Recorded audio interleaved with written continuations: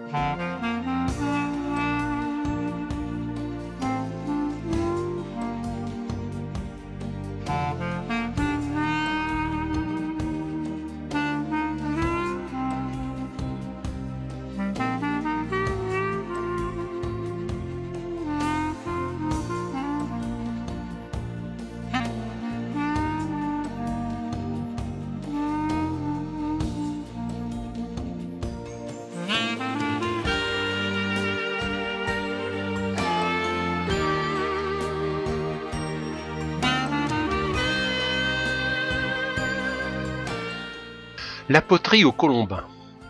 Au début, je ne voyais pas l'intérêt de cette technique. Je trouvais le temps long et me demandais si les aiguilles de ma montre ne tournaient pas à l'envers. Avec le recul, pas de la montre, mais de la pensée, je compris qu'il n'y avait pas que le tournage qui permettait de s'exprimer. D'ailleurs, quel enfant n'a pas joué à la pâte à modeler? Donc, je rajeunis. Oui, mais je vais faire ça sur 4 axes, c'est-à-dire pas 4 axes. Ah oui, 4.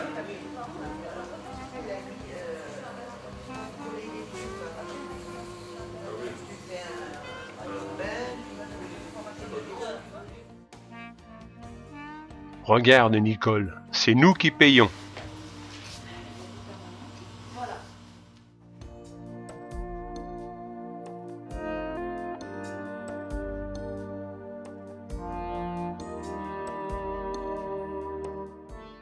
Marjorie et Françoise passent à la finition de leur œuvre.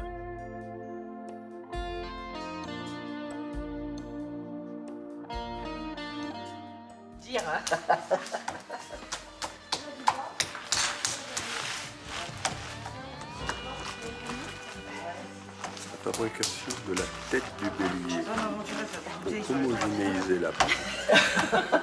Si, Enlever les bulles verts. Ouais, 4 balles.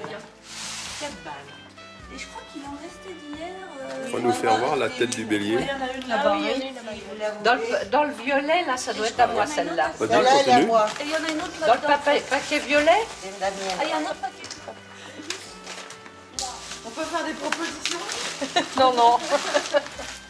L'humidité sur le bois, c'est folle. Bah, c'est-à-dire qu'en plus, normalement, ça s'enroule sur les côtés. Ça fait comme les cornes. Quand tu le fais bien. Ah oui, moi, ça s'est pas encore enroulé. Non, c'est pas...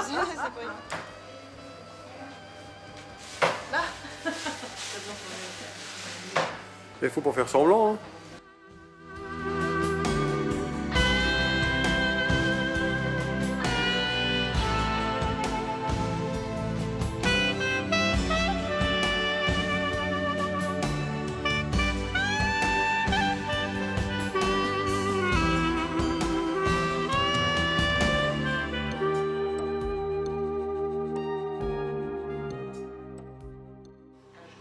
J'ai pas mes paumes aussi. Non, tu peux les avoir qui touchent, mais le tout c'est de pas être complètement en l'air. Ah, de pas être comme ça. Voilà. J'étais comme ça. Donc, Peut-être ça. oui. Donc il faut que Je ramasse un petit peu plus. Parce qu'elle commence à Le s'étaler. pâton me semble résister à la mise au Il centre. faut pas le combler. Il faut plutôt essayer de ramener. je peinture. T'as pas l'impression de faire de la patinette, Nicole? Il faut tout avoir un truc.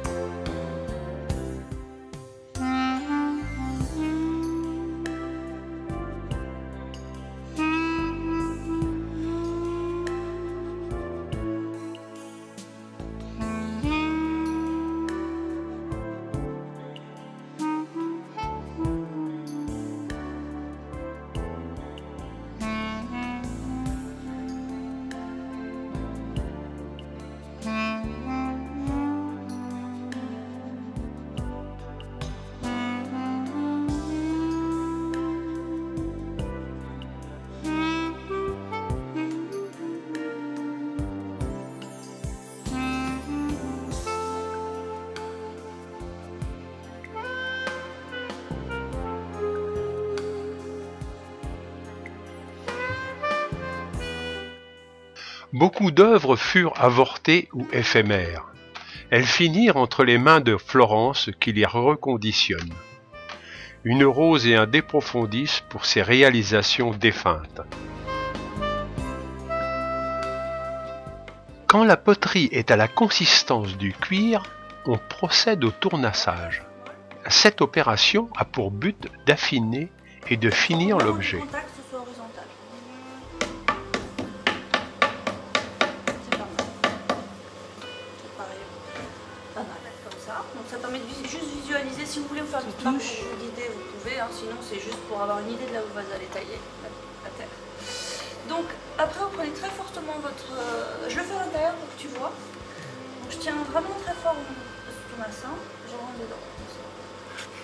Allonger parce que sinon je vais jamais avoir quelque chose de régulier, je vais suivre les crues et les bosses. Il faut vraiment rentrer dedans. Donc il faut bien viser, sachant que tu vois la bordure extérieure, c'est le diamètre du bord là-haut. Donc tu peux te permettre d'entailler à peu près à ce niveau-là, de biais. Mais il faut que tu arrives aussi loin que la bordure extérieure ou plus loin pour que ton pot puisse s'encastrer dedans, enfin s'emboîter dedans. En fait, il faut, actuellement si je pose le pot, Oui. ok, il est posé dessus. Nous ce qu'on veut c'est que Il est pas encastré. il n'est pas du tout, il Ah, n'y a pas oui, le roulement comme ça. Ah oui, tu descends C'est légèrement dévié pour que... dans ce sens-là? Oui. Alors voilà, les premiers vous allez peut-être, il y a des chances hein, que vous ripiez légèrement. Il faut toujours avoir d'abord les entrailles. Alors il ne faut pas que tu bouges, cale bien tes coudes et tes mains. Voilà. Alors là ça gigote un petit peu. Maintenant tu peux enlever ton bassin, t'arrêtes le tour et t'enlèves.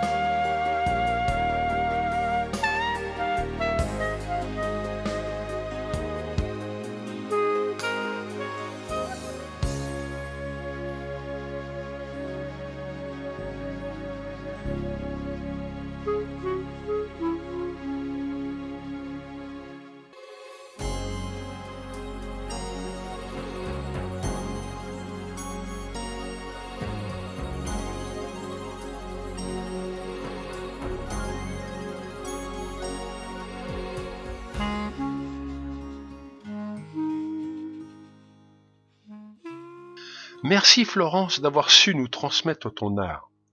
Tu nous as vaccinés et nous avons très apprécié. Nous restons dans l'attente d'une suite à ce stage.